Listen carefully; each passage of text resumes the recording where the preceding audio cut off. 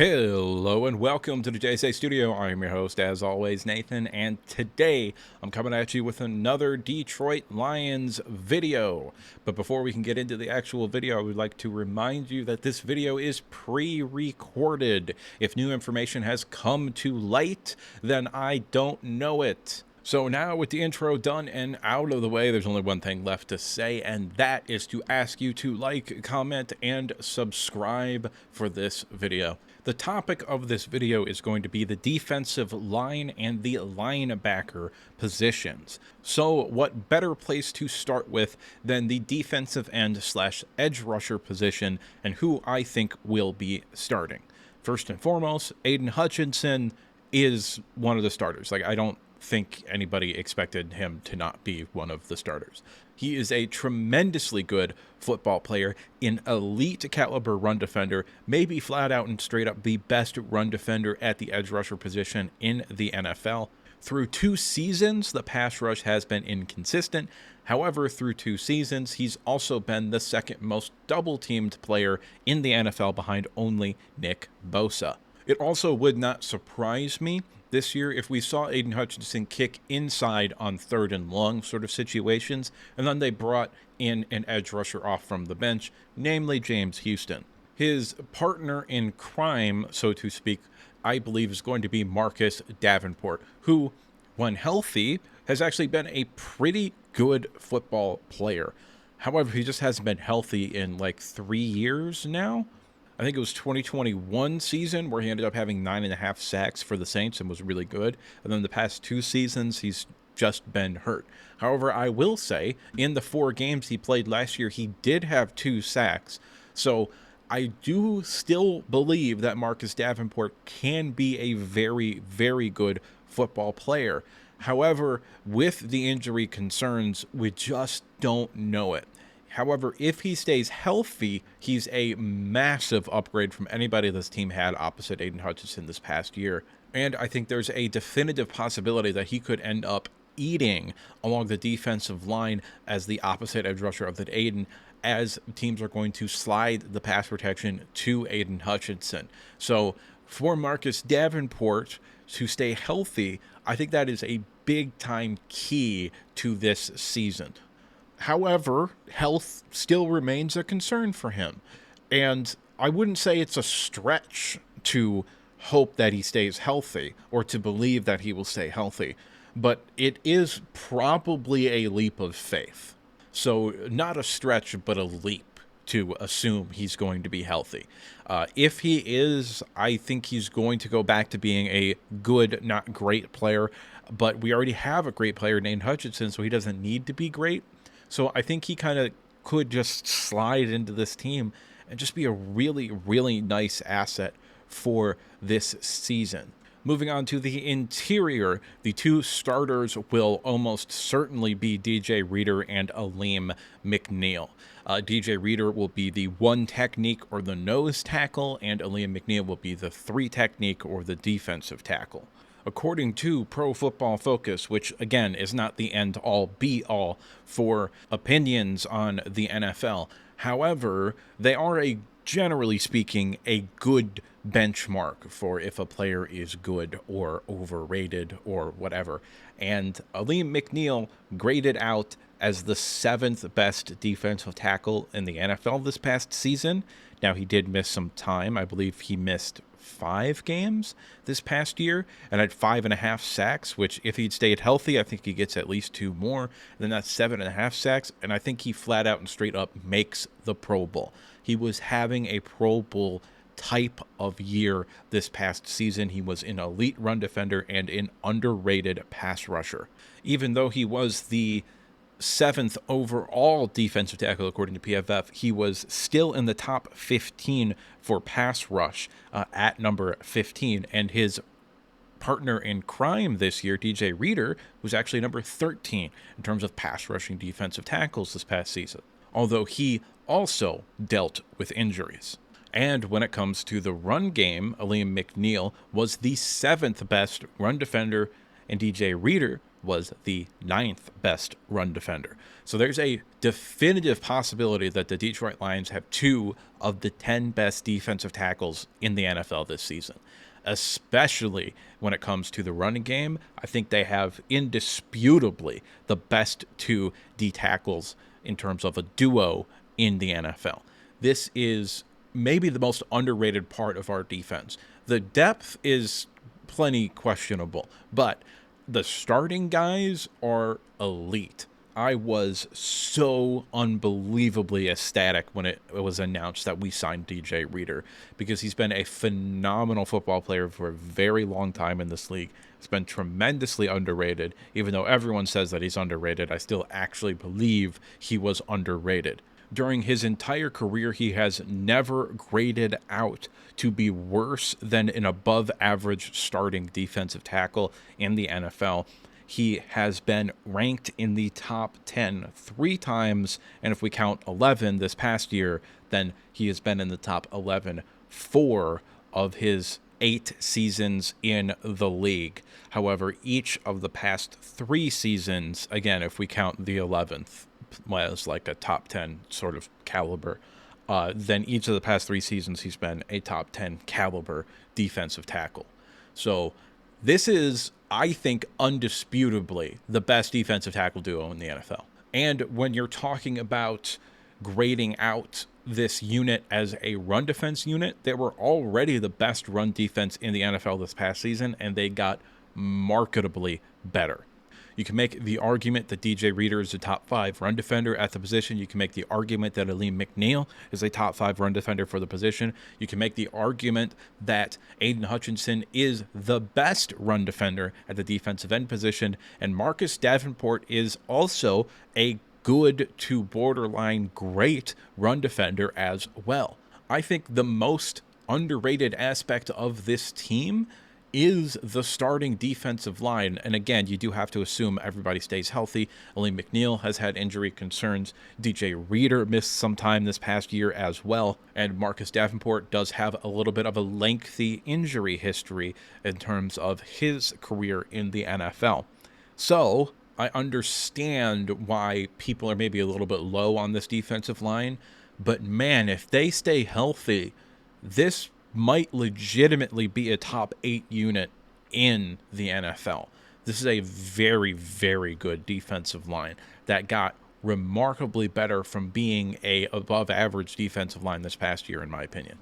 When it comes to the off-ball linebackers, this actually involves what I think is one of the true undisputed position battles on this team right now. Genuinely, I do not know who is going to start next to Alex Anzalone to begin the year. Now, I do think, like last year, the second starting linebacker will probably depend upon the week. I think we could see a week where it's Malcolm Rodriguez. I think we could see a week where it's Jack Campbell, especially if the team is more power run focused. And I think it could be Derek Barnes starting a few games as well. But when it comes to a guy stepping up and actually taking that second starting position and just kind of being the default guy, I haven't seen that from any of those 3 linebackers that I just mentioned. But before we kind of get into them, which we'll do at a later section of this video, I do want to talk about Alex Anzalone. I was not a fan of Alex Anzalone when he was with the Saints. I thought he was one of the worst starting linebackers in the NFL. And his first year in Detroit, that was also the case. He was just flat out straight up not good.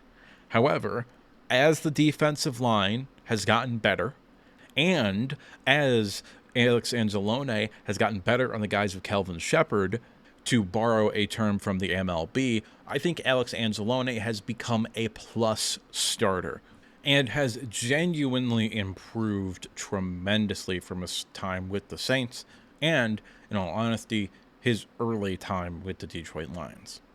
So now we're going to cycle back around here. We're going to start with the defensive line again, but talking about the depth. I don't know who's going to end up making this roster or how many of them. But If I had to guess, last year the Lions kept 11 defensive linemen. I think they're probably only going to keep 9 or 10 on the active roster this year. And it wouldn't shock me if the breakdown was 5 interior defensive linemen and 4 edge rushers. And because of that, I do think we have 5 players here competing for 3 spots. I think most likely Levi Onwuzurike and Broderick Martin are going to be leaning more towards in. And I really like Mekhi Wingo. He is someone that I was way higher on than the general consensus. I love Mekhi Wingo. So I would lean that those 3 right there are probably going to be the 3 that make the roster. However, Kyle Peko and Chris Smith are both veterans, and at the nose tackle and 3 technique positions especially, could end up kicking Broderick Martin or Mekhi Wingo to the practice squad, or at least trying to get them to be cut, I suppose, so that they go through the waiver claim system. I think there's a very definitive possibility that Mekhi Wingo would get selected during the waiver process. So I would kind of be against him getting cut, which is why I wanted to make the roster, because I think he's going to be a disruptive force along the defensive interior. Maybe not this year. Maybe this year he's just a rotational pass rush specialist kind of guy. But in the future, I think he's going to be a starting caliber 3 technique in the NFL.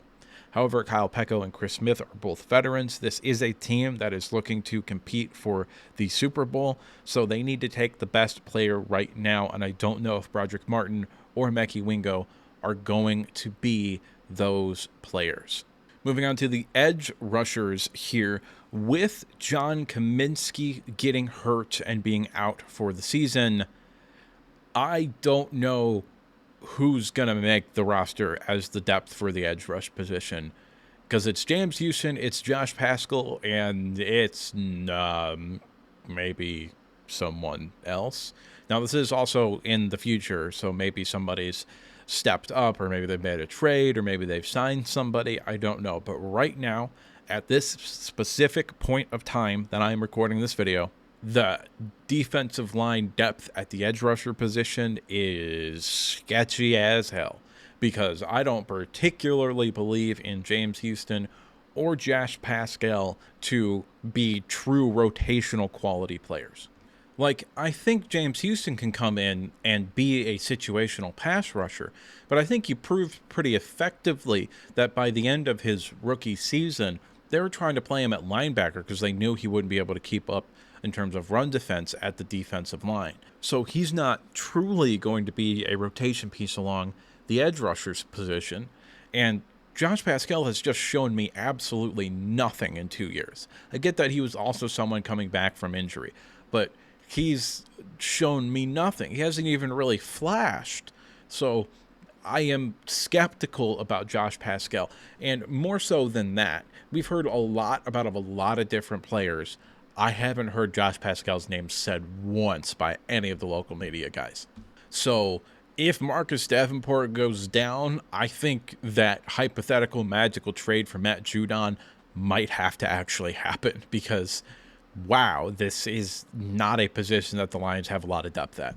However, the linebacker position is absolutely a position the Lions have a lot of depth at. The backup linebackers are going to be Derek Barnes, Jack Campbell, Malcolm Rodriguez, Jalen Reeves-Maybin, and Malik Jefferson. This is a room that has a good balance of young talent and proven veteran players. Jalen Reeves-Maybin is effectively at this point just a special teams player. However, when he comes in short bursts as either a blitzer or a guy that they match up against running backs / tight ends, he can actually be effective in that role. I just think Malcolm Rodriguez is better at it, so I don't particularly think Jalen Reeves-Maybin is going to end up playing the actual linebacker position a whole lot. Derek Barnes and Jack Campbell are both kind of the more traditional inside downhill sort of linebackers. And Malik Jefferson, I actually think, offers quite a bit of versatility at that position as well. I think he can kind of do a little bit of everything, including playing on special teams. Now, when it comes to the actual roster spots available to this team, the locks are Aiden Hutchinson, DJ Reader, Elaine McNeil, Marcus Davenport, Jack Campbell, Alex Anzalone, and, in my opinion, Derek Barnes. I would put Levi Onwuzurike, Broderick Martin, James Houston, and Josh Pascal in the probably in category, meaning I think their jobs are relatively safe. However, it would not be out of the realm of possibility to see them cut. And what comes contextually with my belief that Jack Campbell and Derek Barnes are in alongside Alex Anzalone, I also believe those are the two players that are really going to be competing for being the starter across from Anzalone. And I don't know who's going to win. I think they're probably going to lean more towards Jack Campbell. Hopefully he can take that leap into actually being a quality linebacker in his second year, kind of like Derek Barnes took in his third year this past season. Now we move on to the 50-50 / bubble kind of guys, and those are going to be Jalen Reeves-Maybin, Malcolm Rodriguez, Mekhi Wingo, Chris Smith, who actually isn't someone that I mentioned in the depth part of this linebacker section that we did earlier, mainly because I don't think he's likely going to actually play linebacker ever. I think he will be a special teams only player if he makes the team, and I don't particularly think he's a practice squad candidate if he doesn't make the team. I think Kyle Peku very well could be someone that they sign to the practice squad, knowing that when the defensive line suffers an injury along the interior, he'll be the guy that they'll promote, and then he'll just be on the team. Another thing that I have here is that Jalen Reeves-Maybin and Malcolm Rodriguez are kind of competing for the same role. Special teams ace / occasional matchup player at the second level of the defense. And I'm not sure that they can keep both of them with the amount of players that I think this team is going to want to keep at other positions. Specifically, we're adding a player that we want to keep at the running back position while also adding another player that we're going to want to keep in the secondary, in my opinion, as well. So you got to cut 2 players at some point. And the Lions did, for the most part, have 10 defensive linemen this past year. They could maybe go to 9 there. And then the other one would be they carried 6 linebackers, and you could probably cut one of them. And then now you've got your 2 roster spots so that you can put that extra running back and that extra defensive back on the 53-man roster. But with all that being said, what do I know? I am just some asshole on the internet giving you his opinion. So at this point, I'd like to remind you to like the video if you liked it, subscribe if you want to see more content like this, and if you disagree at any point or you just have something to say, go ahead and drop a comment down in the comment section below. And now, with the outro done and out of the way, there's only one thing left to say, and that's that I'll see you next time.